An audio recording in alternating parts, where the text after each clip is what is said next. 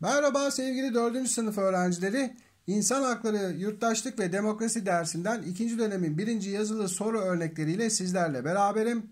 Her zamanki gibi videoyu durdurup benden önce cevabı söyleyin. Daha sonra beni dinleyip cevabınızın doğruluğunu kontrol edin diyorum ve başlıyorum. İlk bölümümüz doğru yanlış bölümü. Çocukların çevreye karşı hiçbir sorumluluğu olamaz diyor. Bu yanlış tabii ki. Çocukların da sorumluluğu vardır. Mesela çevreyi kirletmemek. 2. Herkese hakkı olanı vermeye adalet denir. Doğru. 3. Demokratik bir toplumda insanlar birlikte yaşama kültürüne sahip olmalıdır. Evet, doğru. Birlikte yaşamaya alışmalıdır. 4. Anlaşmazlıklar yaşadığımızda yalnızca kendi hakkımızı gözetmeliyiz. Yanlış. Karşı tarafı da düşünmeliyiz. Onun açısından da bakmalıyız olaylara. Sorunlarımızı uzlaşı ile çözmezsek yeni sorunlar ortaya çıkabilir. Doğru. 6. Uzlaşı güven ve saygı ortamını zedeler diyor. Yanlış. Zedelemez. Daha da geliştirir aslında güven ve saygı ortamını. Haklarımız devlet tarafından güvence altına alınır. Doğru.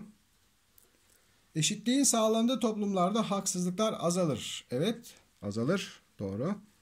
Uzlaşı toplumsal yaşam alanı ile ilgilidir. Doğru.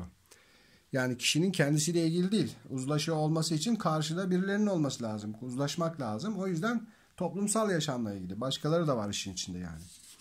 Tek başımıza aldığımız kararlarda herhangi bir uzlaşıya gerek yok zaten. Kendi kararımızı kendimiz verebiliriz. Şimdi boşluk doldurma bölümüne geldik. Ben kağıdı şöyle koyuyorum ki kelimeleri buradan seçelim diye. Nokta nokta yaşamın bir parçası ve doğal olduğu unutulmamalıdır. Ne koyabilirim? Anlaşmazlıkların sözcüğünü koymalıyım. Şimdi koyup öyle okuyalım. Anlaşmazlıkların yaşamın bir parçası ve doğal olduğu unutulmamalıdır. Uydu. 2. İnsanlar arasındaki nokta nokta anlaşmazlıkların nedenlerinden biridir. Ne olabilir bu? İletişim sorunları olabilir. İnsanlar arasındaki iletişim sorunları anlaşmazlıkların nedenlerinden biridir. Şöyle ilerletelim. Uzlaşı sağlayabilmek için kişiler görüşlerini nokta nokta dayandırarak savunmalıdır. Neye dayandırmalıdırlar? Kanıtlara. Yani bir uzlaşı istiyorsak düşüncelerimizi, görüşlerimizi kanıtlarla karşı tarafa söylememiz gerekir. 4. Nokta nokta ile sahip olunan hakların kullanılmasının sağlanmasına eşitlik denir. Ne ile sahibiz biz bu haklara? Yasalarla. Yasalara göre haklarımız var değil mi? 5. Adalet ve eşitliğin sağlandığı toplumlarda nokta nokta duygusu artar. Ne artar? Güven duygusu artar. 6. Köyümdeki tarihi köprüye zarar vermemek ve onu korumak insanlığın nokta nokta karşı sorumluluklarımıza örnektir. Neye karşı? Ortak mirası. Çünkü onlar tarihi köprü ortak mirasın içindedir. Ortak mirasına yazalım şöyle. Karşı sorumluluklarımızla örnektir. 7. Görüş ve düşüncelerimizi özgürce dile getirmemiz nokta nokta hakkımızdır. Nedir? İfade özgürlüğü. İfade özgürlüğü hakkımızdır. Nerede o? Siliyorum. Evet. 8. Bütün insanlar özgür, onur ve haklar bakımından nokta nokta doğarlar. Eşit doğarlar. Şöyle ekrana doğru kaydıralım. 9. Çocuklar bedensel ve zihinsel bakımdan özel güvence ve nokta nokta ihtiyaç duyarlar. Neye ihtiyaç duyarlar? Korunmaya. Çünkü büyüklerin tarafından korunmaları gerekir. Kendilerini koruyamazlar. Henüz küçüktürler. 10. Uzlaşı sürecinde insanlar birbirlerine karşı anlayışlı ve nokta nokta olmalıdır. Ne olmalıdır? Saygılı olmalıdır. 11. Anlaşmazlıkların yaşamın bir parçası ve nokta nokta olduğu unutulmamalıdır. Doğal olduğu unutulmamalıdır diyoruz ve diğer C bölümüne geçiyoruz. Aşağıda verilen tanımlar ile tanımlara karşılık gelen anlamları eşleştiriniz diyor. Hemen okuyalım. Tabi tanımları okuyalım sonra bulalım. İki veya daha çok tarafın düşünce ve amaçları arasında ayrılık yaşanması nedir bu? Anlaşmazlıktır. Yani 3 numara. Kendisini karşı tarafın yerine koymak ve olaylara onun bakış açısıyla bakmak. Nedir bu? Empati yapmak. Yani 6. Tarafların arasındaki anlaşmazlıkların ortadan kaldırılması yoluyla birliğin sağlanması. Uzlaşı demektir bu da. 1 numara. Duygu, düşünce veya bilgilerin akla gelebilecek her türlü yolla başkalarına aktarılması. Bu da iletişimdir. 5 numara. İstekleri, düşünceleri karşıt olan iki kişiden veya iki topluluktan her biri taraf yani. 2. Haklı ile haksız ayırt etmek, haklı olana hakkını vermek. Bu da adalet. 4 numara. Ve şıklı sorular. Aşağıdaki tanım hangi kavrama aittir? Ortaya çıkan anlaşmazlıkların giderilerek sorunun çözülmesi ve birliğin sağlanmasıdır. Nedir bu? Uzlaşı. Biraz bekliyorum, sizler benden önce bulun cevabı diye. Çok da beklemiyorum, o zaman video çok uzun sürer. 2. Aşağıdakilerden hangisi anlaşmazlıkların çözülmesine olumlu katkı sağlar? A. Sorunu görmezden gelmek. Bu olmaz yani. Karşımızdakini dinlememek. Empati kurmak. İşte burada. Empati kurmak olumlu işler yapar. Taraflı davranmak zaten olmaz. 3. Aşağıdakilerden hangisi insanları birbirinden farklı kılan özelliklerden değildir?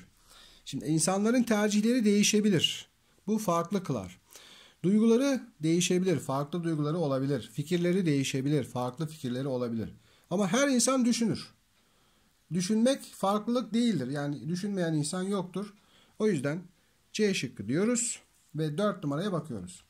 İstekleri, düşünceleri karşıt olan iki kişiden veya iki topluluktan her birine ne denir? Yukarıda da vardı az önce C bölümünde. Ne diyorduk biz buna? Taraf diyorduk. A şıkkını işaretliyoruz. 5'e geçiyoruz.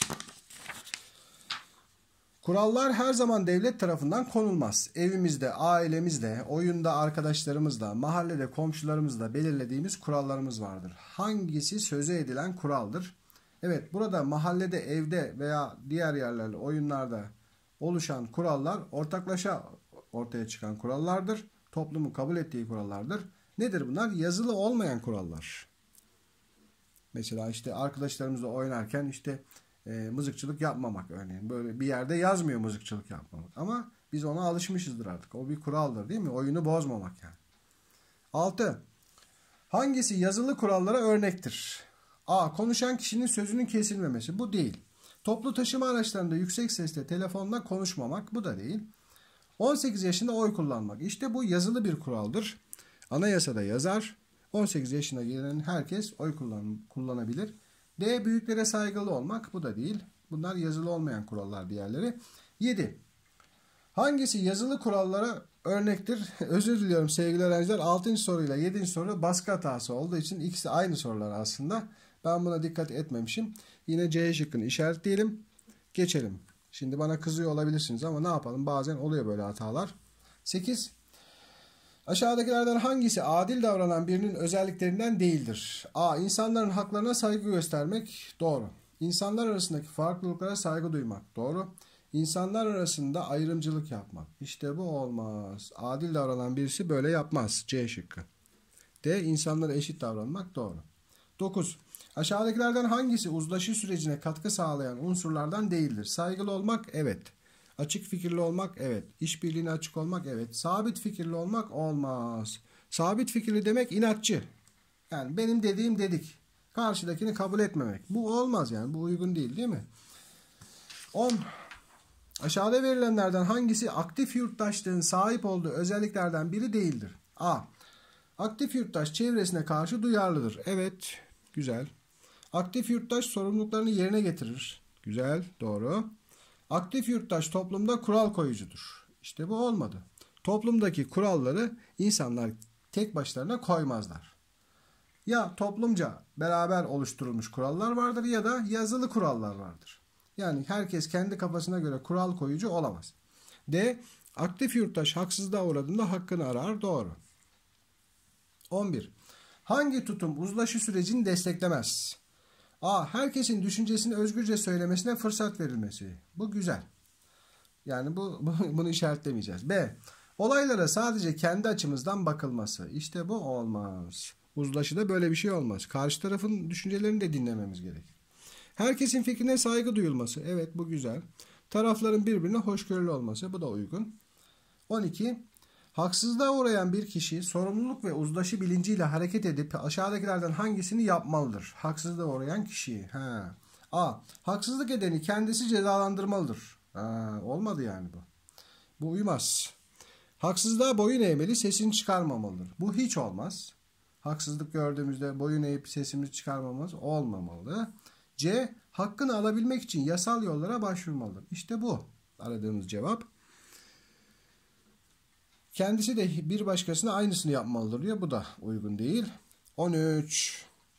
Günlüğümüzün, mektuplarımızın ve özel eşyalarımızın karıştırılması hangi hakkın ihlaline örnektir? Kişi dokunulmazlığı değil. Konut dokunulmazlığı, haberleşme özgürlüğü değil. Özel hayatın gizliliği. Yani çünkü mektuplarımız, günlüğümüz ya da özel eşyalarımız bizim özel hayatımızdır. Bunların karıştırılmaması gerekir. Mesela okuldaki bir arkadaşımızın gelip de bizim kalem kutumuzu bizden izinsiz karıştırmaması gerekir. Çünkü o bizim özel eşya veya çantamız özel eşyadır. 14. Aşağıdakilerden hangisi uzlaşı yolunda yapılması yanlış olan bir davranıştır? Bakın hep uzlaşı ile ilgili sorular var. Genellikle bu konudan çok çıkabilir. A. Kızgın ve öfkeliyken konuşmak. İşte bu yanlış. İnsan kızgınken, öfkeliyken konuşmamalı. Birazcık sakinleşmeli. A'yı işaretleyelim. Birlikte çözüm önerileri geliştirmek iyi bir şey. C. Problemin ne olduğunu belirlemek. Tamam. İki taraf için en uygun çözümü uygulamaya koymak. Bu da çok güzel. Son sorumuz. Alttaki şemada insanı insan yapan değerler verilmiştir. Buna göre soru işaretiyle gösterilen yere hangisi yazılamaz? Bakalım. Kardeşlik yazılmış, dayanışma, dostluk, adalet yazılmış. Bir tane de boş. Ne yazılamaz bakalım. Hoşgörü yazılabilir, barış yazılabilir, yardımlaşmak yazılabilir ama bencillik buraya uymaz. İnsani değerlerin içinde bencillik olmamalıdır. Cevap A şıkkı. Bu son sorumuzdu. Her zamanki gibi sizlere iyi çalışmalar, derslerinizde sonsuz başarılar diliyorum. Sınavlarda inşallah hepiniz 100 alırsınız. Hoşça kalın.